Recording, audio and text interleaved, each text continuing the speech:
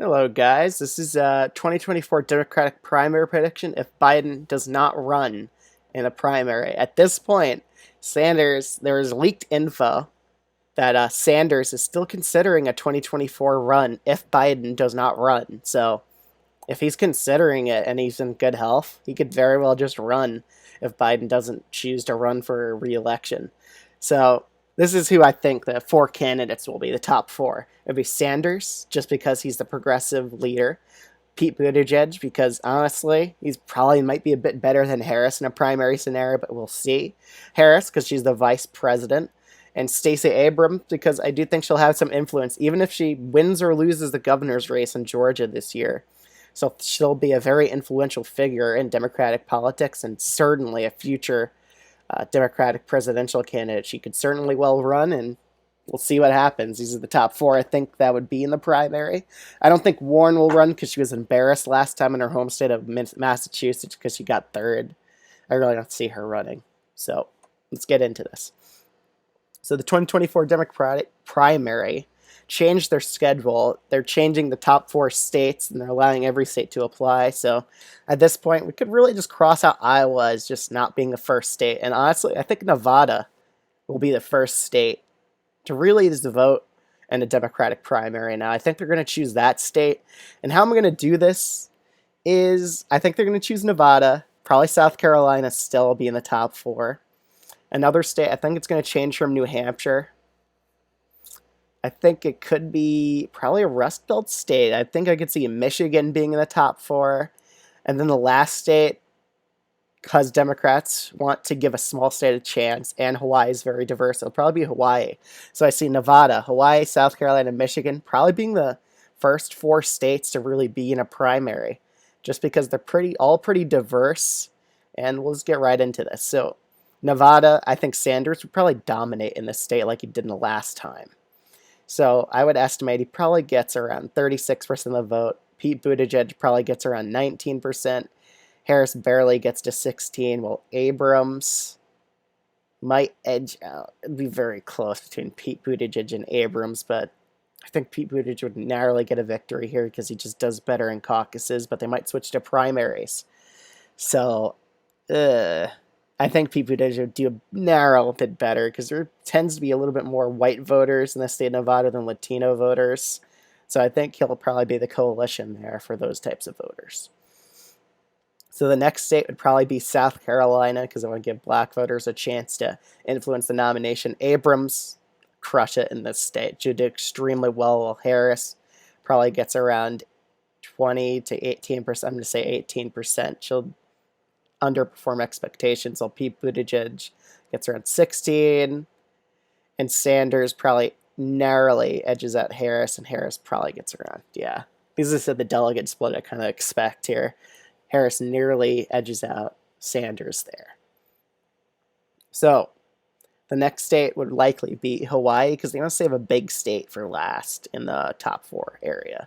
So Hawaii, I think Sanders, this would be another pro-Sanders state, probably win it by a very wide margin, while Pete Buttigieg gets around 20% of the vote.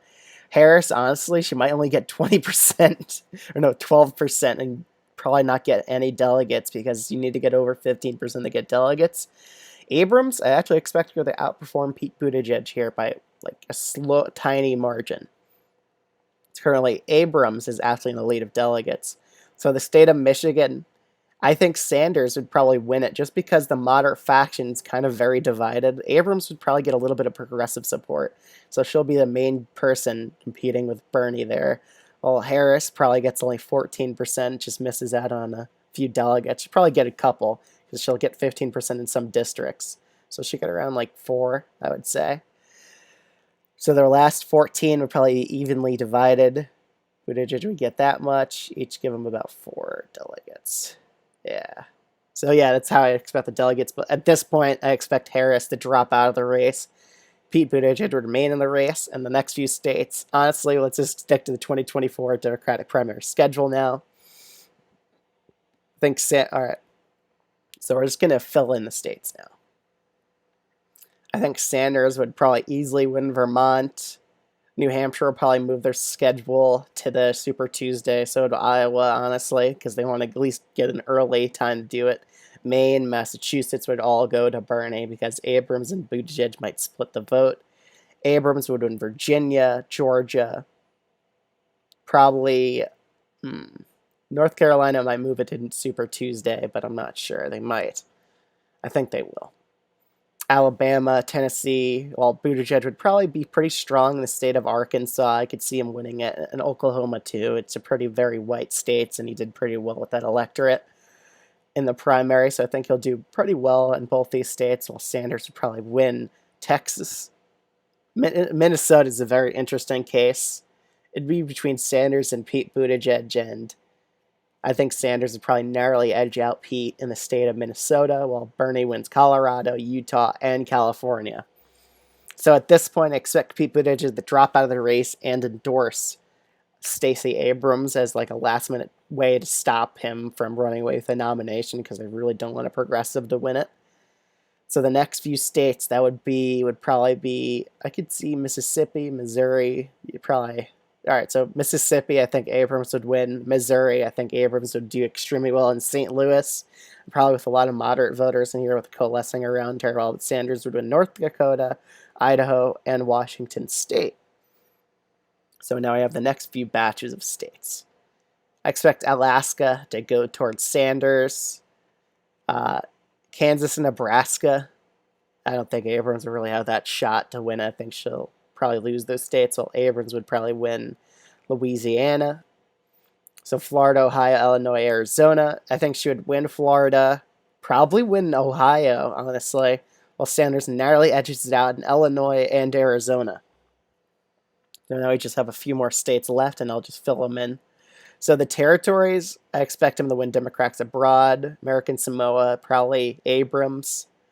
Guam, I think Bernie would win there. And those island regions, well, the Virgin Islands would probably go to her. And to Puerto Rico, I think Bernie would have a bit of a strength with Latino voters, and I think he'd do pretty well in this area of Puerto Rico. So we have a few more states left. So Oregon, New Mexico, Wyoming, South Dakota, Montana, Wisconsin, be very narrow swing state, but I think it would go to Bernie 55-45 against Abrams. Well, Abrams would probably win D.C., Maryland, Delaware, New Jersey. Bernie would probably narrowly edge it out in Connecticut, Rhode Island, and New York. Pennsylvania, there's a bit of a proxy war going on between progressives and moderates there. It's John Fetterman versus Connor Lamb. And honestly, it looks like Fetterman's going to win here in that primary. So against Abrams or Sanders, I don't think Abrams is the best appeal to voters in Pennsylvania. So I think she'll narrowly lose this state to Sanders. Indiana, well, actually with Pete Buttigieg's endorsement, that would go to her just because of that home state advantage.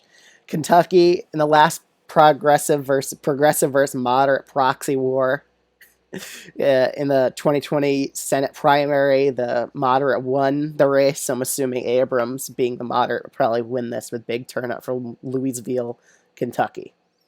West Virginia. I always get the W's mixed up.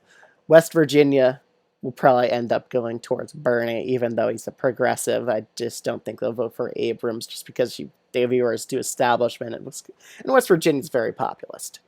So that's my 2024 Democratic primary prediction if Biden doesn't run for the nomination. So let me know what you think of this in the comments below. I'll see you guys in the next video. Bye, guys.